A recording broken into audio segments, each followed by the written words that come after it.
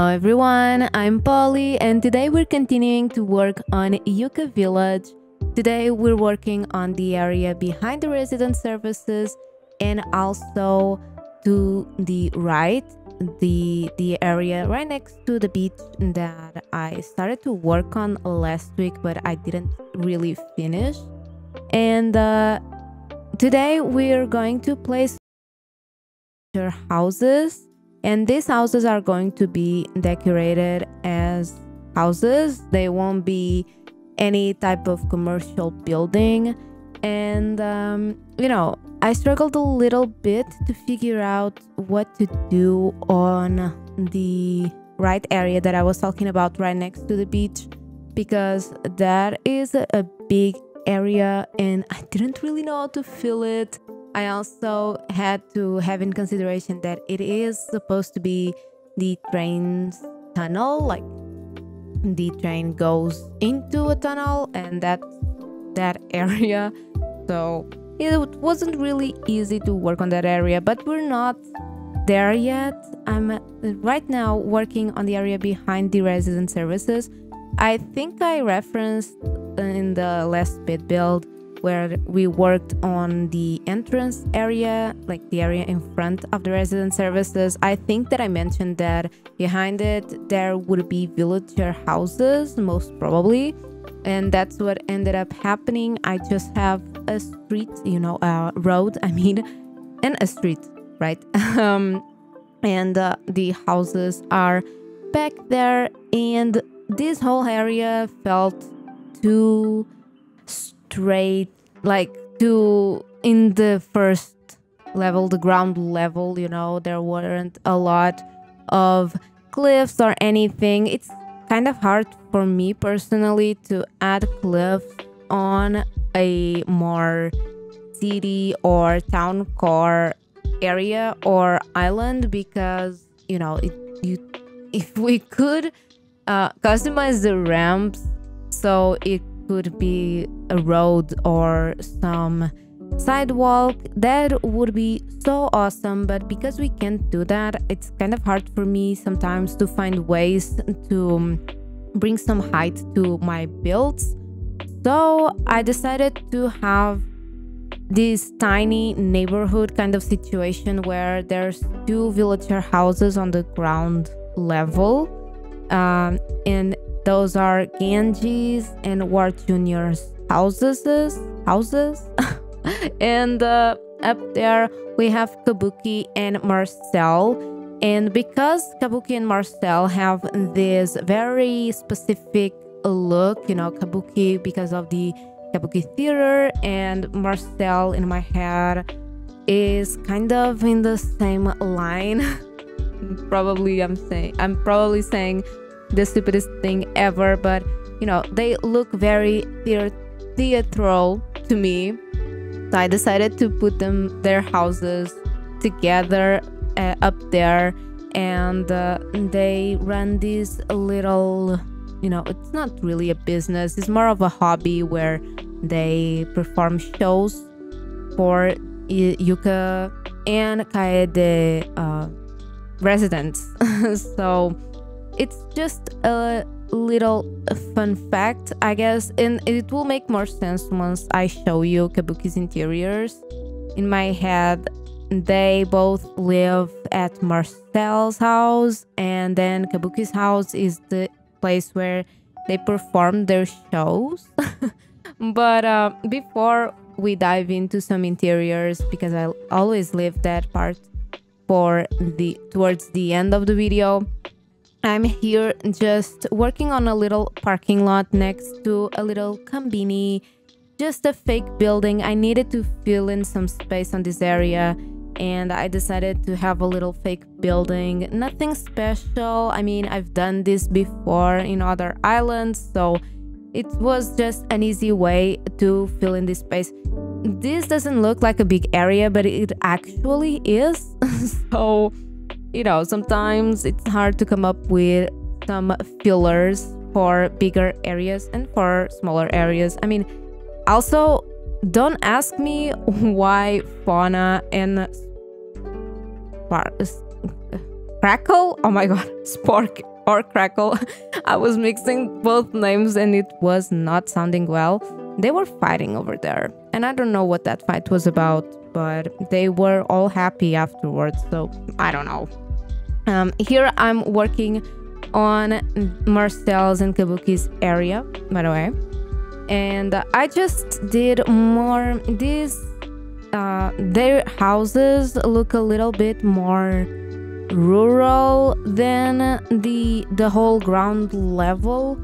I didn't want this area to feel like it is supposed to be a big city. Like I didn't want that aesthetic at all.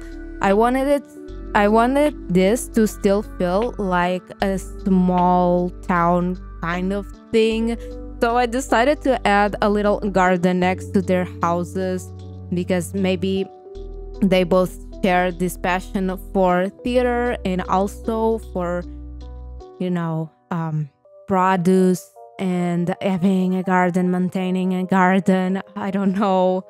So it's just a little deck with some produce in front, nothing too fancy, but I think that it gives a good break to this area. You know, there's some natural elements here that you don't really see on the ground level. I think it really divides the two aspects of this area. You know, it may not look like it, but this is really close to both Kaede village and the ryokan that will also be more natural looking. So I didn't want to have that big of a contrast between Yuka village that is supposed to be a bigger town but not like a huge town or city, if you know what I mean. So also to make sense the whole tunnel thing, the train then it goes into the tunnel, and then there's more train tracks on the back because I also want to have a little station area both for the ryokan and for the other area that is going to be next to the ryokan and onsen. I will add a little extra build in there, you know, between the Kaede mountain and the ryokan, because there's going to be a lot of empty space on that area. It doesn't make sense to just have some forest there. So there's going to be a build there, and I wanted to, you know, I wanted it to be accessible by train, because that's the whole purpose of having a train, is making places more accessible. This is such a tiny area, probably doesn't make sense to have a train, but I just like it, you know, looks good, so I'm using it. Here I am trying to cover this whole area. I decided to do sort of a commercial street, you know. I used different kinds of items to kind of create different types of architecture, and, you know, just a kind of a messy vibe. Everything goes here. But in the end, I really like how this looks. I don't think the villagers will be able to come up here because you have to scoot in a few areas, I'm not gonna lie. But, you know, everything for the aesthetic. And this is going to be a dead-end road, you know. I don't really like to have dead ends on my islands. I've said this before, but, you know, I couldn't really connect this. Because of the ryokan and onsen area, I wouldn't have more stairs, you know, to use. I'm going to use all the stairs, so I couldn't really put some stairs at the end and make the ryokan area, for example, accessible from here. And it wouldn't make sense to have a train and then this road. I don't know. And also there's that passage between the neighborhood and this tunnel, so it just didn't make sense in my head. So it's a little dead-end road, but I think it's still cute. I think it still adds something, you know, to this area. And it was really hard trying to incorporate so many items and make it make sense, and also trying to hide some imperfections with trees, because that's a really cool way to hide things, you know. It makes the area look more natural, it gives like more color to the area, and but it can also be kind of hard, you know. And because this was such a big area, I was like, okay, this street can't just go on and on and on. So I decided to have a little break here with some vending machines, and I also added some stairs here because I know that I said that I was going to use all the stairs, I know, okay, but I wanted to have this little bit accessible, to force myself to decorate this beach, because there's going to be a lot of beaches that won't be decorated still on this island. So I wanted to force myself to at least, you know, decorate this one, and you have a little purpose to come up here, you know. Otherwise you would just come here and see fake buildings, and that would be it. So this way you also have access to the beach, and down there just a cute little beach, maybe cute for photos, you know. And I don't know, I'm trying to justify myself.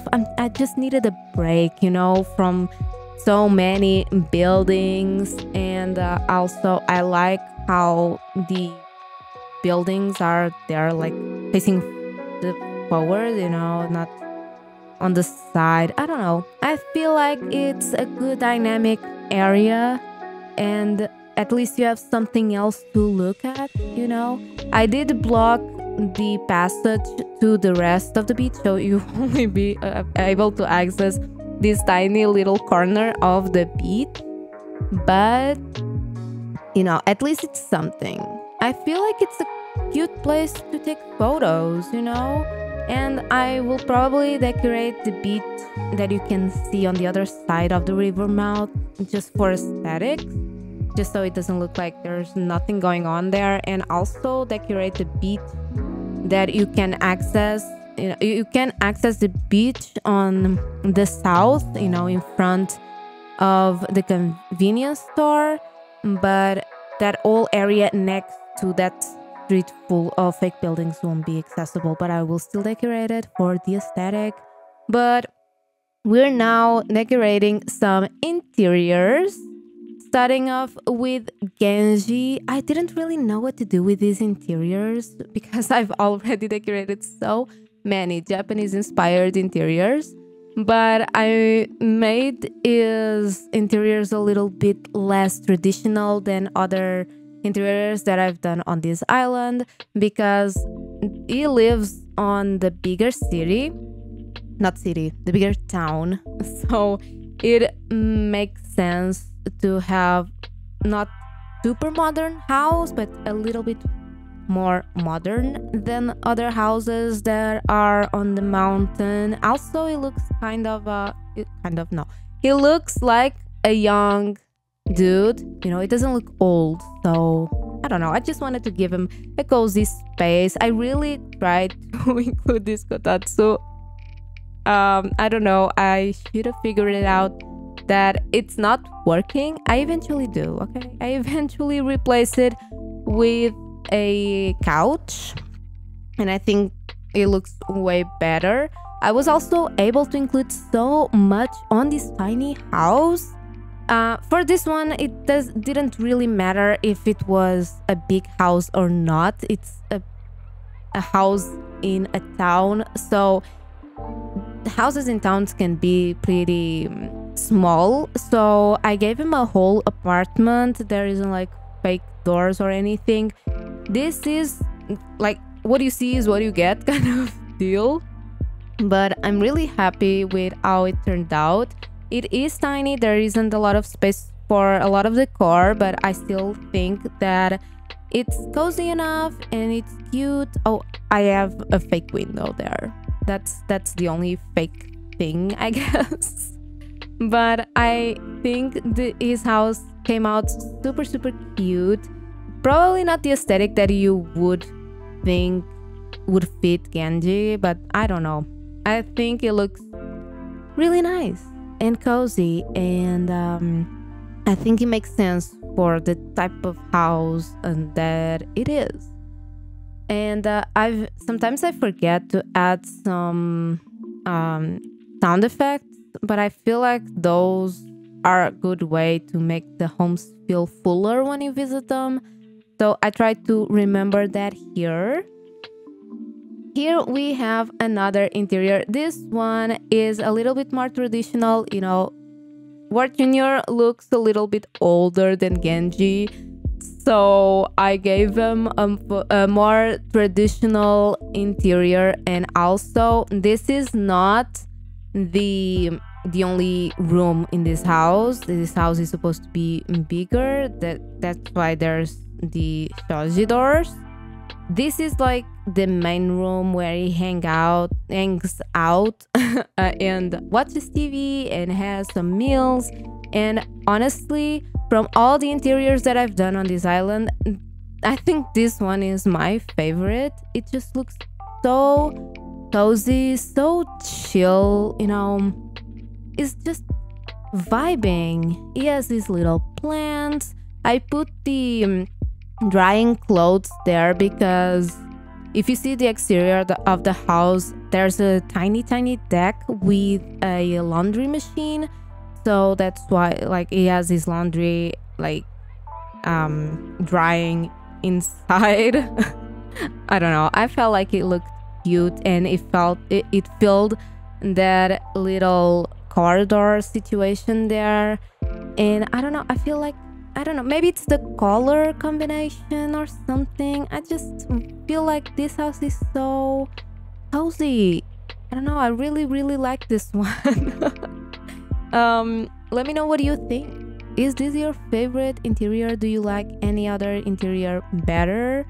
I was also kind of struggling because I didn't want this house to feel too dark, you know, so I left the lights on.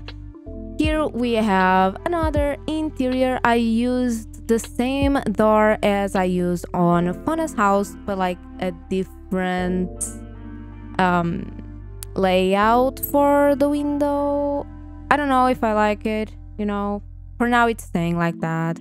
But again, this house is supposed to be Marcel's and Kabuki's, and you know, I felt like this window code, it takes so much slot space, let's say, that I couldn't just use it on Fauna's house.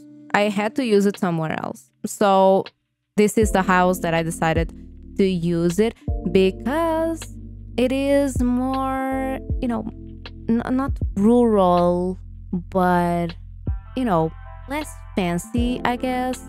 So I think that it looks cute. You know, it looks cute with the shoji doors and all that. There's a lot of seating because I feel like they are dudes that enjoy having like guests at their house, you know. But I feel like they would be really great guests and would have like some tea party kind of sessions, or like maybe they play some board games. I'm not really sure. I'm not there, but it looks fun, you know. Some plants, because again, they have a little garden, so I feel like they would be like plant lovers. And they're just really connected with nature and all that. Yeah, just simple decor. I tried to not clutter it too much, and just make it simple enough, but it make it not look empty as at the same time. And that's pretty much it. I just changed the colorings slightly, you know, I mean, I put it darker so it looks more intimistic. And then we have the last house. I mean, this is not going to be a house, this is going to be a little theater. I've never been to Japan. I've never like been to a kabuki theater kind of show, I don't know. So this is based off images that I found online, and there I couldn't really do a lot with the walls, and I didn't want it to feel too empty, so I added some few items, but I feel like you can understand what it is, right? Here is the final result. I really like how this turned out. I think that I really nailed the aesthetic that I wanted for this place, which I'm super happy about. And I was able to fill in a lot of space in one single speed build, which is great. Ignore those pumpkins, please.